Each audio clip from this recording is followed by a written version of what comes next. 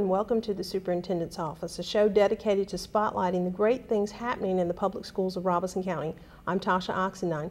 Today we have a very special guest, Dr. Johnny Hunt, the Superintendent for the public schools of Robeson County, is joining us today. Welcome, Dr. Hunt, to the show. Good afternoon. Good to be here, Ms. Oxendine, with you. I understand that school's already underway and everything is going very well for your 24,000 students in the district. It is. We had a great school opening. We started the school year off actually when we had our back to school celebration at the Southeastern Agricultural Center, the farmers market we commonly refer to it, with over 18,000 parents and students coming by to pick up book bags, supplies, and so forth. It was a great event, one-day event that we hosted for the citizens and students in our county. That's a great event. I hear that it's the only one of its kind in the area. I don't know of another school system around. In fact, some other systems have called us to try to duplicate that event. But we did get off to a great school year, no problems. Some of our surrounding school systems had some fender benders and things like that, but fortunately for us, that did not happen. So it's all, we're already off to a great school year. It's hard to believe it's already near the end of September. That's wonderful. As the students return to class, I understand that there were some changes. Yeah. That you've got a lot of new construction underway and students returned with some air conditioners to auditoriums and just all kinds of things. Yes, our system was fortunate to get some qualified school academy bonds, qualified school construction bonds, if you will. Almost $11 million, and we, through the board auspices, we divide those monies up. We have a lot of construction, and some of it's already completed. Some is ongoing and will be finished before maybe within another month to 60 days. And I think we have some videos, some of the construction today. I think we have Lumberton Junior High's auditorium. Tell us a little bit about this. Lumberton Junior High's auditorium was renovated. As you can see in the back, that's the sound equipment room. It's state of the art. We will have, in our system, we have Studio One. We also created Children's Little Theater for our elementary and middle school students. And this is a state of the art sound system, lighting system. We're very proud of it. There's a lot of work has been done inside the auditorium as far as renovations, and also on the outside as far as canopies and covered walkways and things like that. But I think this is Healy Branch. Yeah, Healy Branch had a lot of renovation with windows, recessed lights, drop-in ceilings, things like that, because there were several areas that needed those renovations. And I understand Healy Branch has been around for a number of years. Some of those classes look like they might have been 40 years old before this construction started. A number of years. That's where we have our career center at, where we have masonry classes, electrical work, carpentry classes, and so forth, automotive mechanics and so forth. And we're hopefully looking to expand that facility, hopefully in the near future. And as far as our technology high school, career and technology high school that we're proposing. It looks great out there at Healy Branch. I was able to visit several schools this summer, and I saw new parking lot, new asphalt at Purnell, new parking lot and asphalt there at the Career Center. Yes, and new parking lot at Oxendine Elementary School as well. So we're moving forward as far as doing little work, odd jobs along the way, as far as making our campuses and our facilities look more attractive and more acceptable, environmental friendly, if you will, for students and staff and the public as well for events. And I'm sure as people are coming out for activities such as football, it's going to be really exciting to see many of these parking lots paved. It is, and we've got a lot of compliments on a lot of the work that's been done as well. Okay, and how long has it been since the public schools has had a new school? It's probably been almost 30 years since a new school's been built. I do know in the 90s the state of North Carolina appropriated some bond money, about $64 million. That's before I became superintendent. And the board at that time did some construction work at various schools throughout the system. Every 5 years we have to do a facility study with the state. We have to turn that in, and our construction needs in our system it's pretty large, because we're a large system, probably the 19th largest school system in the state with over 24,000 students. And landmass size, we're the largest landmass size county in the state, which creates a lot of geographical and transportation problems and so forth and so on. But we do a great job with our transportation, and I understand you're going to have our transportation director in here shortly to have another program. But they do a great job with in transporting our kids to school every day. And with it being 30 years, I understand that there's talk on the horizon of a new school. There's some preliminary discussions for Technology High School in the district. That's correct. Several years ago, the concept was created of having ComTech outside between Pembroke and Lumberton, which is a partnership between the Public Schools of Robeson County, UNC Pembroke, which has their Economic Development Center there, and Robeson Community College. Part of that concept as far as the school systems part was to build a technology high school.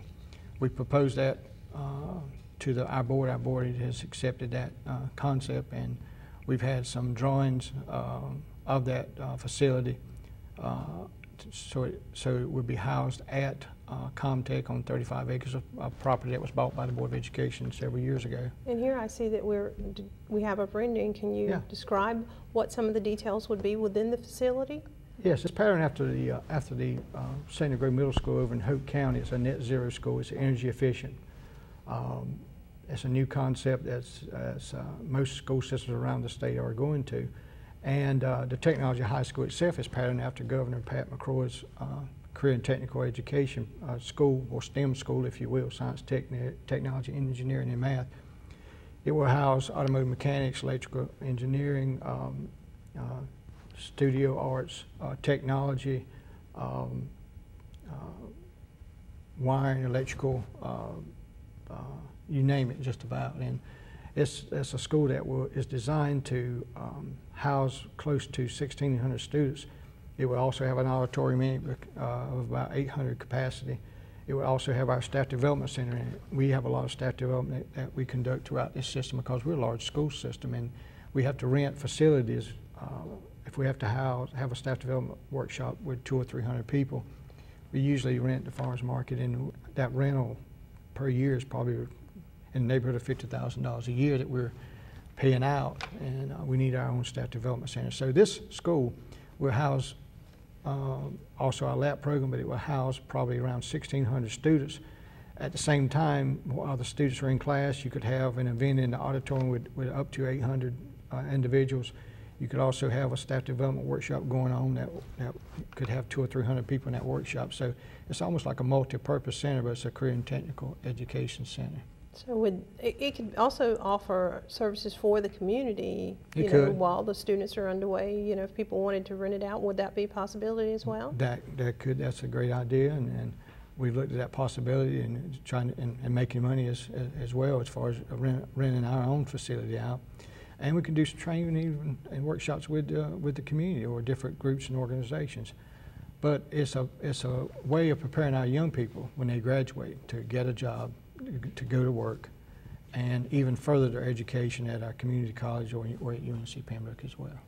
And I understand that the governor has charged schools all across the state to offer a trade or college ready on the diploma. Tell me a little bit about that. That's correct. When a student graduates, based on the new legislation, they have to either be on a college career track or a career track. And so many systems across the state are looking to build technology schools, career and technology centers just like this. I think there's a couple around the state. They already have a bond referendum set up for the citizens to vote to appropriate the money to start construction. So it's the newest trend. I think we're ahead of the curve with most systems around the state as far as that, because we already have a career center, but we can't expand because we're landlocked. We can't offer additional programs like firefighting, emergency services, training, just to name a few. But with more space, we can graduate more students, provide service to more students, as well as providing a vehicle, if you will, to put on our Studio One shows, Children's Little Theater, or a student to further themselves in drama or studio production. So with that capability, would the students be there all day, or would it be a full high school? Or presently at our present career center, it's we refer to it as bus and go. Students leave their respective high schools and they're bused over to the career center that we presently have. They could stay all day, they could stay half a day, go back to their respective school and take other classes. That's the same, we'll use that same approach with this Career and Technical Education Center. There are some technology schools, career and tech schools around the state and other states where it's self-contained, meaning they offer all those courses plus core basic courses, if you will. To do that, it would cost more money. It would also, the facility would have to be larger, and you'd have to have adequate staff in order to do that. At those type of schools, though, I will say this: those students who go there and just stay all day, they go back to the base school, home school, if you will, and play sports or extracurricular activities. I know in our neighboring state down in Horry County, they have a career and tech center, and that's the way they do it there. It's a standalone school. But this program, this school, if you will, also we have additional classrooms for future jobs, future skill jobs, if you will, that may not even have been invented or created as we speak, because 5-10 years down the road, just like it was 5 or 10 years before us, prior to this day, today, there's a lot of jobs and a lot of skills that are needed as far as labor force. We're about trying to provide a young student the skills so they can go to work or further their education, because it's about college career readiness. And with this technology high school, we'll be able to do that, we feel. So we can envision a great opportunity for the students. I know that right now at the Career Center, there's just all kinds of things. I mean, you can go out there at any point and see the students building walkways, chimneys with brick. And that's correct. It's interesting to watch them work, because they just enjoy working with their hands, and not only that, you have to have a knowledge base in order to labor. I couldn't lay brick, but at the same time, a student can graduate, go to work, or even start their own companies. We've had young people at our Career Center, and by the way, it's been looked at by other systems around the state. They visited the Career Center. They're amazed at on that small piece of ground that you have all those programs. But they can go to work. For example, if you had to call a plumber today, or a brick mason. Recently, I had to use a brick masonry person at my own house. It took me almost 3 months to find one, and then it took him another month to come to do the work, because they were so busy, so tied up. There's not enough laborers around to do that. But at our Career Center, we've had people to go through the Career Center, go to work immediately, or they've started their own companies, and they're doing quite well. So it's a tremendous help for the community. I also understand that we have a number of great success stories working all around the region that have come out of the Career Center, and that's a projected goal. That's correct, because in our county,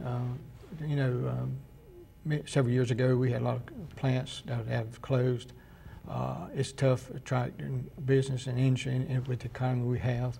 But at the same time, you always have construction. You need laborers. You always need people that can pick up a skill or skills to go to work and provide for their families. And we feel like the Technology High School Career and Tech Center, if you will do that for our young people today. Sounds like a great opportunity.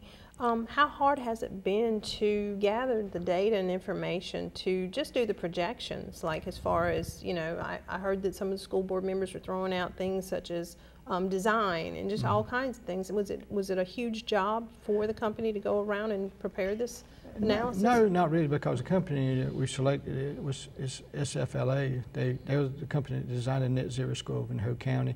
They designed a technology high school in Alamance County and other technology schools around the state and the country, and built a number of schools around the state and country. So they're very efficient, very professional. It has not taken them very long. In fact, as we speak today, we have another meeting with them about the design. But they have come up with a building with roughly 123,000 square feet that will house those programs that we need, and some additional programs. Our LAP program, which is a program that's helping our graduation rate and dropout rate. Plus it'll house, as I said earlier, the auditorium, and the staff development center.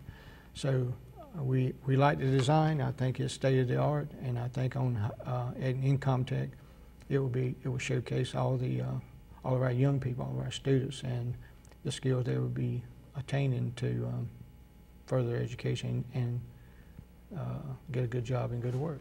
And that's what we want to see our students do. That's right. And I know some of our viewers out there are wondering, how are they going to fund this school? Is it still sort of up in the air about? That's still up in the air. We've had a meeting with the county commissioners about that. I know in our county they're faced with having a mandate to build a county jail.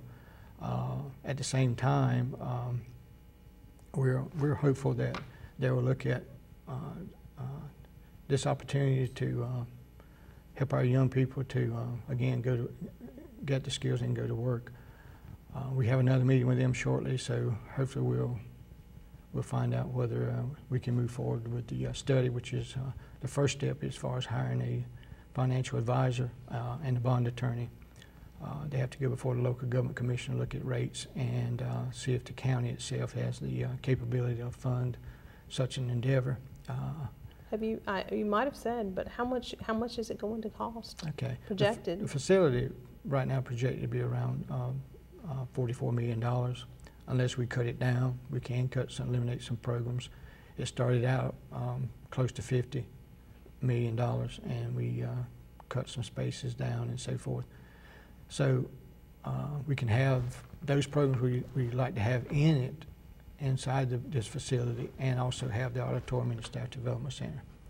So it's still on the drawing board. We're still in discussions about it. So hopefully in the near future we'll find out whether we're capable of doing it. If not now, maybe in the near future. And so we're just taking those next steps to make sure that our students have every opportunity out there. Yeah. I understand within the past week, one of your schools received a major state recognition for our 100% graduation rate, and that school was Early College. Early College on the campus of Robeson Community College. Early College was started almost 8 years ago, and we're very proud of it. It's a blue ribbon school, by the way, recognized by the federal government, and they went to Washington, D.C. last year to pick up that award.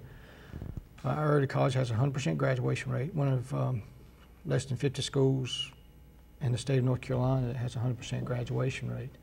And we're very proud of that. They have an excellent administration, faculty, and staff, and excellent students that are housed there at Robeson Community College. And they recently had to go to Durham to receive an award from our state superintendent to recognize the fact that they do have a 100% graduation rate, which graduation rate is one of the criteria that school systems are rated here in the state of North Carolina, graduation rate and dropout rate. And our graduation rate has been increasing every year.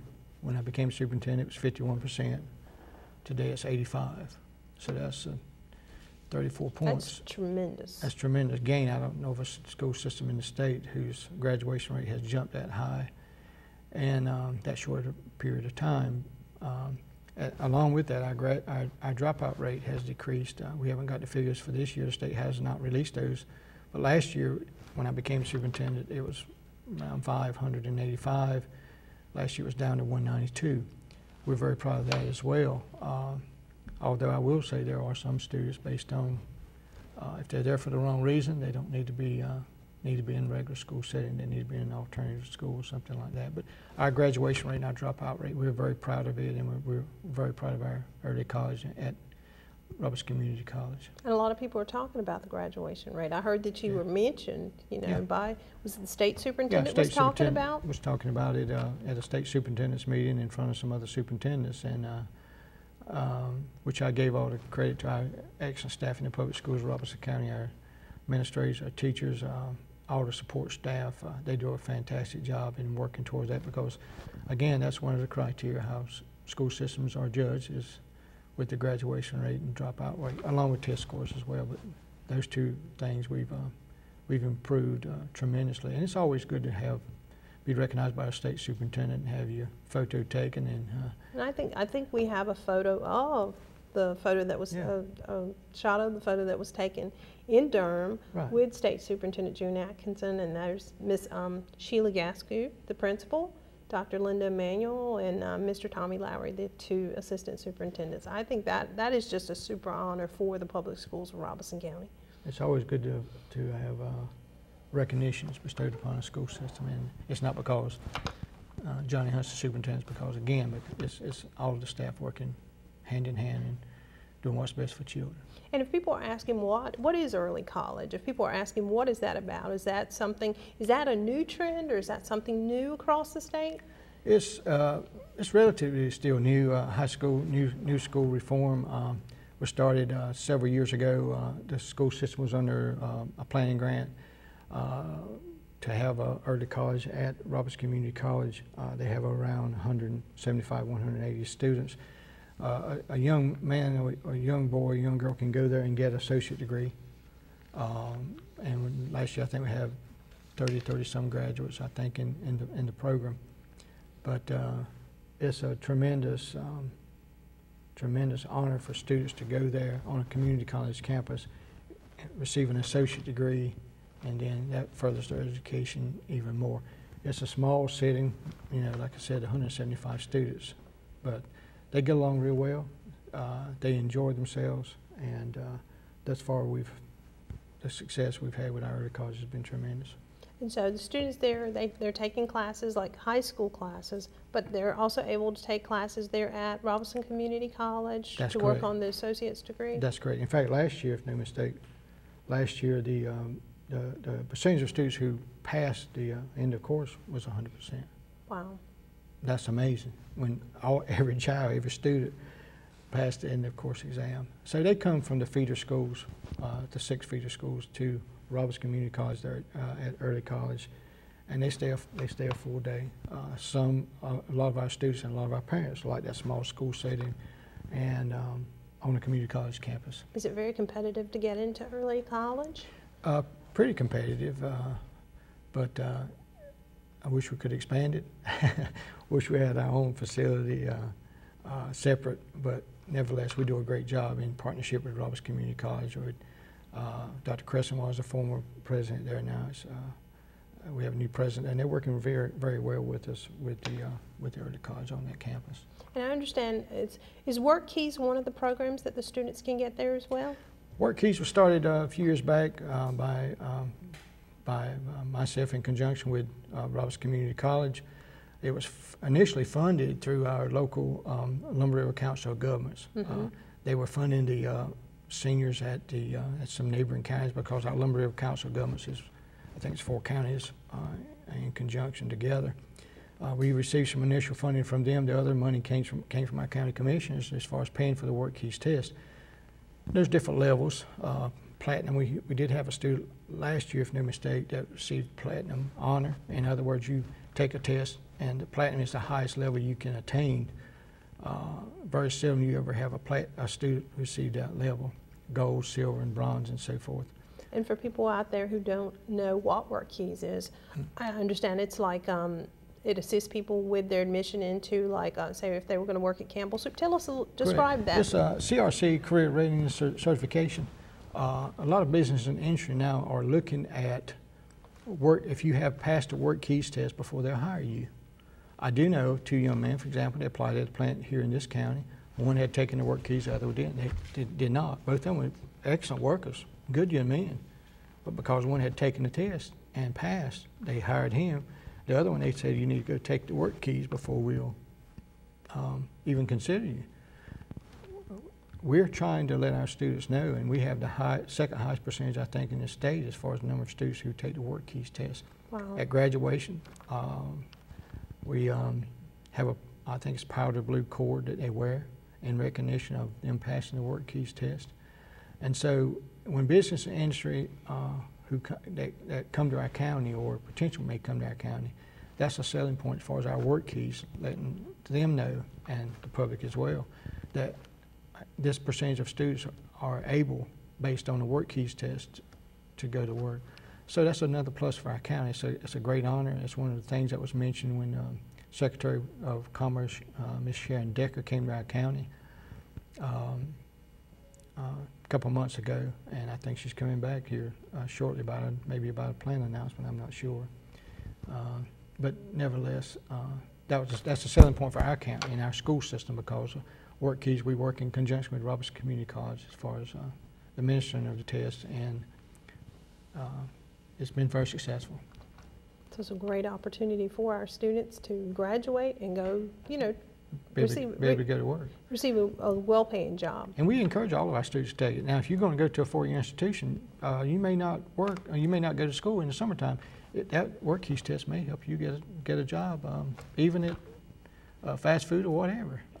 But business and insurance and commercial business are looking at, if you've taken the WorkKeys, have you passed it? What level were you? Okay. I think this young lady who received platinum on it, she's already been offered a job when she finishes college. Because awesome.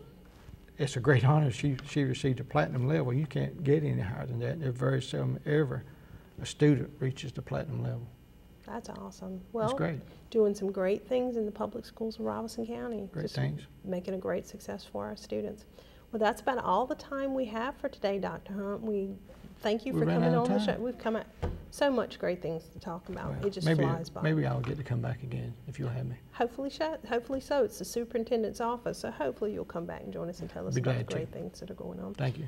With 24,000 talented children, there's always something great going on in the public schools of Robeson County. So be sure to follow us on the web for news from each school, and be sure to check out the Aware magazine, which you can find on the Public Schools of Robeson County homepage. There's all kinds of great things happening from each school around the district. And also follow us on Facebook and Twitter for daily events going on throughout the district.